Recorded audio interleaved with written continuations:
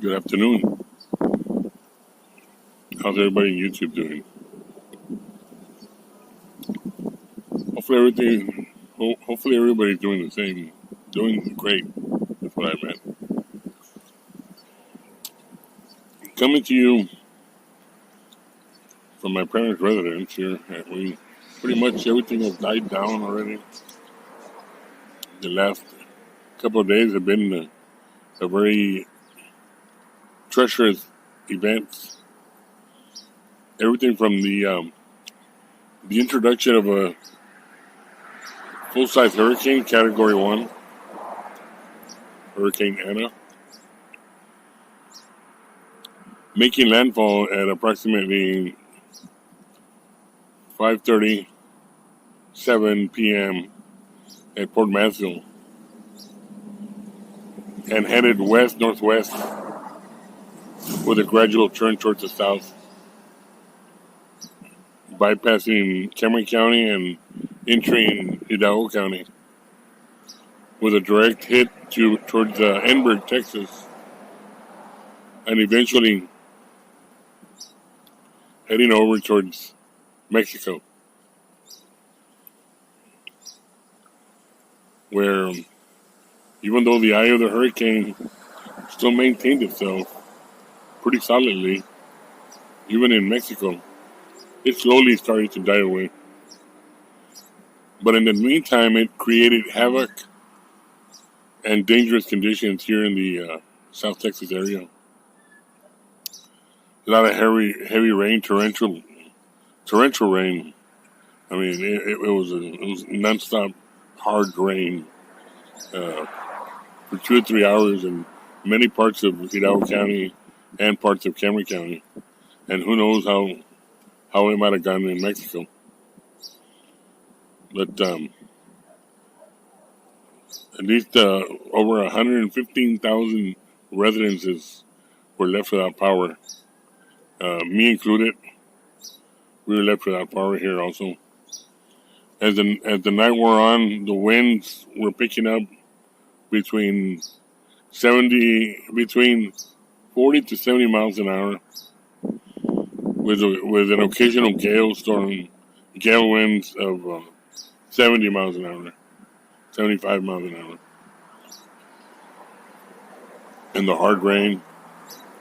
It was just something that made it very hard for all of us to comprehend, since the last time we had a direct hit was by Hurricane Allen in 1980, August the 4th, I believe. August the 4th, 1980, is when we had a direct hit to the valley by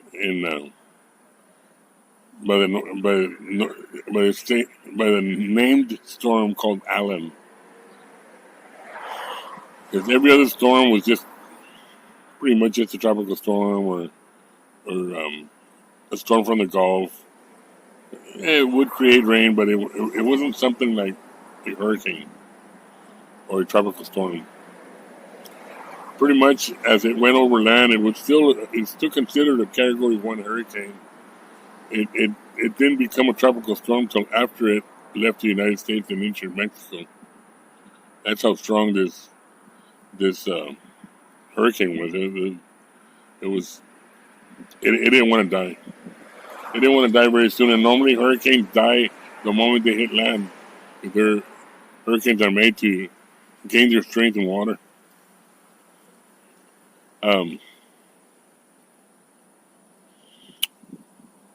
The night was tiresome for me, since I had already driven to Port Mansfield to see this natural phenomenon as it entered the Port Mansfield area. I was able to take some video which showed it on YouTube on two prior videos before this. Then came the night. From 115,000 people to almost 30,000 people, 30,000 residences were without electricity. And the rain kept coming down all night long. And as tired as I was, I went upstairs to go get some sleep. I woke up about half an hour later, an hour and a half later, drenched in sweat. The house was hot. No air conditioning. There's no way to open the windows for air circulation because it kept raining. So I had to go do something that I normally don't do. And I walked downstairs and got out of the house and came to the truck and turned on the truck, turned on the air conditioner, left the truck on idle. By leaving the truck on idle, I pretty much pulled that seat back. It didn't even last me 5 seconds and I was fast asleep already. Naturally, again, I woke up drenched in sweat. The truck had turned off 90 minutes later. And it's just a defensive mechanism that the truck has to defend itself when it wants to get overheated. So when I woke up still sweating and still raining outside and still high winds. The truck was shaking a lot. And a lot of high wind and a lot of rain. I turned the truck back on and turned on the air conditioner again. Felt a lot better. I started pretty much, the air conditioner started getting cold of how much sweat I had sweated away. Now I had wet clothing on me. I was drenched in sweat. Eventually, the night wore on like if you wish it was daytime and the nighttime intentionally takes longer to stay there. It felt like the longest night I've ever felt in the longest time before. Well, as soon as it was almost daylight, I got out. It wasn't raining that much anymore. It was still drizzling, but I got out so I could walk around, stretch out. It's not a good idea to be sleeping in your front seat of the truck. But I walked out, did another video in the evening, and the sun was starting to come out again, and that's when we realized how much damage this hurricane caused, especially just in my particular area where I live. I got in the truck and started driving around. Flooded everywhere. I actually should have brought the camera. It was too dark. The camera, although it has a 1-inch sensor, it's good at capturing light at night, but it's not that good. But it was a lot of destruction all over the place. Everywhere I saw, there was destruction. Roofs turned over, houses turned over, vehicles stalled in the middle of the roadways, floods all over the place. Reminded me of the great floods of Houston, Texas. When there's a hurricane over there, it's gonna flood big time. But we'll pull through this. We are human beings and we are resilient people. We will rebuild. We will make our lives better. People who lost their houses will replace their houses. People that lost their cars have insurance. People that were affected by their health, we have local hospitals. We will rebuild and we will continue on. And I'll wait for the next hurricane because we're just barely starting the hurricane season. So, other than that, it was a very interesting 3 days. 2 of the nights I slept in the truck. The light was restored just barely today. This morning. But then again, a lot of people are still without electricity.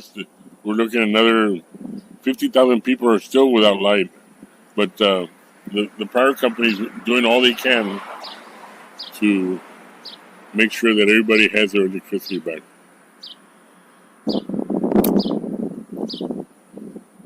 We had no reports of any drownings or deaths involving the hurricane. There hasn't been any reports of deaths with the COVID-19, but that has not been reported yet because the county emergency system was too busy getting everybody organized within the county area and try to help these citizens as much as they can.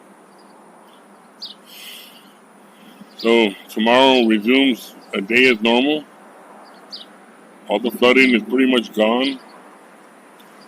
Most of the houses have started their repairs.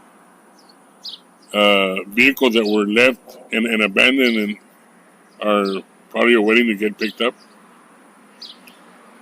The governor had declared this county, along with many other counties, as a state of emergency, which therefore the federal government can qualify us under the FEMA grant for low-interest loans if people need to repair their houses or their properties.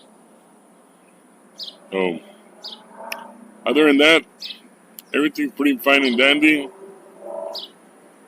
I want to thank you for watching this video. Please share, share, and subscribe if you like the shows that I'm doing. And until the next day, I ask you to take care of yourselves, take care of each other, maintain your social distancing, and may God bless.